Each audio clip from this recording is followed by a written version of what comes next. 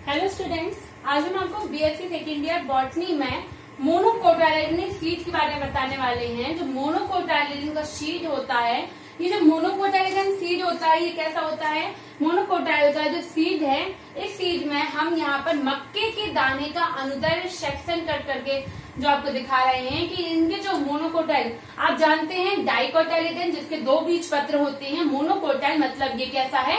एक बीजपत्री। तो एक बीजपत्री में कौन सा आता है? मक्का। क्योंकि आप ध्यान से सुनिए कि मक्का जो होता है, आपने जैसे चना देखा है, चने को हम दो इक्वल पार्ट्स में डिवाइड हो जाता है, वो उसके बीजपत्र कहलाते हैं। तो लेकिन जो मक्का होता है, मक्के के दो बीजपत्र नहीं हो पाते हैं, ये एक ही होता है, ठीक है। और जब आपने सब व्हाइट सा देखा है, ठीक है, जब अंकुरित होने की समय होता है, जब हम मक्के का दाने का अनुदैर्ध्य सेक्शन मतलब हम ट्रांसवर्स सेक्शन कट करते हैं, तो सीड का हमें इस प्रकार से सेक्शन दिखाई देता है, ठीक है। तो जो मोनोकोटाइलिडन में हमने इसका मक्के के दाने का अनुदैर्ध्य सेक्शन देखा, उसमें क्या क्या पोर्शंस होते हैं ये मैं आपको बता रही हूँ। तो इसके दो इक्वल पार्ट्स में इसको डिवाइड करते हैं। सबसे पहले तो जो बड़ा भाग होता है वो क्या कहलाता है? इसका एंडोस्पर्म कहलाता है, जहाँ पोषक तत्व हम कह सकते हैं, प्रोटीन, कार्बोहाइड्रेट, जो सभी चीजें यहाँ पर क्या होते हैं, ये यहाँ पर एंडोस्पर्म में विद्यमान रहती हैं, ठीक। और चारों तरफ इसमें कोट्स चढ़े रहते हैं, आवरण चढ़े रहते हैं, जिसको हम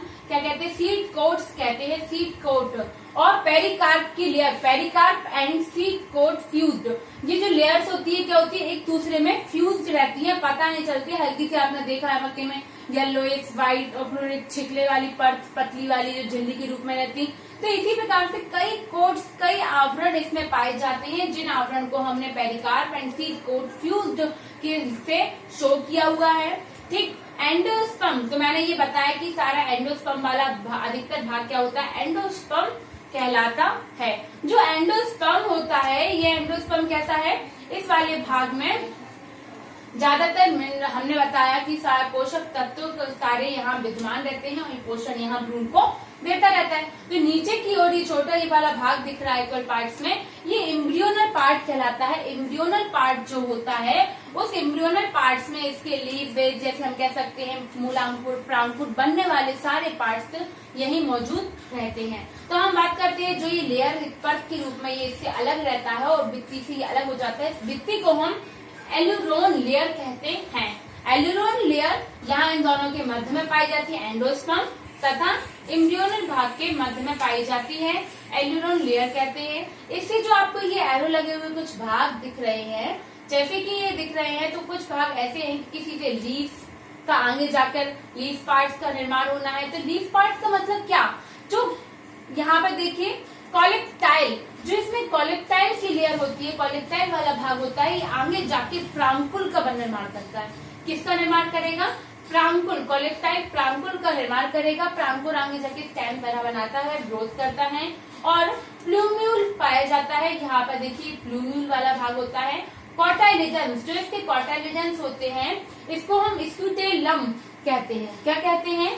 स्क्यूटेलम जो होता है कॉटाइलिडन्स में, जो स्क्यूटेलम वाला भाग होता है, ये आगे जाके ये क्या हम आगे ये कॉटाइलिडन मतलब बीजपत्र कहलाते हैं, ठीक। और इसमें सारे पोषक तत्व, ये इसका मेन पार्ट होता है, जहाँ पर सारी चीजें विद्यमान होती है, स्क्यूटेलम, ठीक है। अब हम बात करते हैं जो कॉलियोराइजा, ये नीचे की ओर जो आपको भाग दिखा है कॉलियोराइजा। तो कॉलियोराइजा क्या है? ये एक प्रकार का रेडिकल, मतलब यहाँ से मूलांकुर आप कह सकते हैं, ये मूलांकुर के रूप में कॉलियोराइजा, मूलांकुर के रूप में कॉलियोराइजा वाला भाग पाया जाता है, जिससे मूलांकुर का विकास होता है और मूल जड़ों का विकास होगा, ठीक है। कब होगा? क्योंकि ये तो सीड है, सीड से अलग अलग पार्ट्स कैसे बनते हैं, कैसे सीड जब अंकुरित होगा और कैसे नए नए पार्ट्स, एक न्यू प्लांट, न्यू थैलस हम कह सकते हैं, एक न्यू बॉर्न प्लांट का निर्माण कैसे होगा, कैसे इसमें अंकुरण की अवस्थाएं डेवलप होंगी। तो अंकुरण के लिए मैंने प्रांकुर वाला, कॉलेप्टाइल वाला भाग बताया,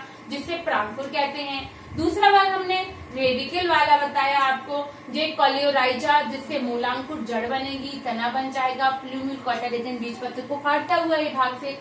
तो ये एम्ब्रियोनल पार्ट ही जो है आपका, इसमें सारे जर्मिनेशन आपके पार्ट्स हैं, जिससे ही जर्मिनेशन में सारी प्रोसेस चल रही हैं। सीड कोट इसका आवरण मैंने बता ही दिया है, ठीक है। और जो एंडोस्पर्म, ये सारी वृद्धि के लिए हमें क्या चाहिए?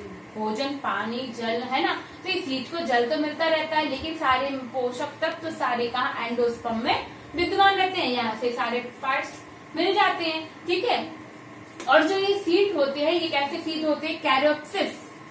कैरियोप्सिस प्रकार के सीड्स जो फ्रूट पाया जाता है इसमें, ठीक है। और इसी प्रकार से मैंने यहाँ पे मोनोकोटाइलेडन मक्के के सीड की आपको संरचना बता दी है कि मक्के के बीज में किस प्रकार से सारे पार्ट्स, और इसी प्रकार से एक बीज पत्ती का भी आप एग्जांपल ले सकते हैं। और आप किसी अन्य के बारे में पढ़ेंगे, चाहे मोनोकोटाइल का कोई अदर पार्ट्स भी, तो वैसे ही अदर पार्ट्स में भी स्कूलेटम जो वाला पार्ट होता है, कॉलेक्टाइल, तो इन सबके कार्य भी भिन्न होते हैं। लेकिन इनसे जैसे हमने बताया कि कॉलोराइज आप मूलांकुर का निर्माण करता है, वैसे ही ये हमेशा मूलांकुर का निर्माण ही करेगा। बस थोड़ा ऊपर नीचे हम कर सकते हैं कि किसी डायग्राम की उपस्थिति यहाँ की जगह यहाँ हो सकती है, लेकिन जिनके पार्ट्स जो होते हैं वो वही कार्य करते हैं। मूलांकुर, प्रांकुर, बीजचोल, पत्रक, है ना। तो इन्हीं पार्ट्स में बीज हमेशा डिवाइडेड होता है और अंकुरित करके यह एक प्रकार का थैलस का निर्माण कर लेता है। ऐसे ही आपसे पूछा जाएगा अगर एक बीज पत्ती पौधे का बीज, तो आपको ये नहीं पूछेंगे मक्के का, आपसे नॉर्मली मोनोकोटाइलेडन या फिर मोनोकोटाइल सीड पूछ लिया जाए तो आप ये डायग्राम बना सकते हैं, है ना। तो मैं डाइकोट का भी बताऊंगी आपको, लेकिन अभी अगर आपसे मक्के नाम नहीं दिया है मक्के का, तो भी आपको यही बनाना है। लेकिन हमने, हाँ, आप ये डाल सकते हैं कि ये आपने डायग्राम किसका बनाया है? मक्के का। तो आप एक बीज पत्ती में मक्के का डायग्राम देकर ये बता सकते हैं, ठीक है। कोई प्रॉब्लम आप लोगों को? Thank you students.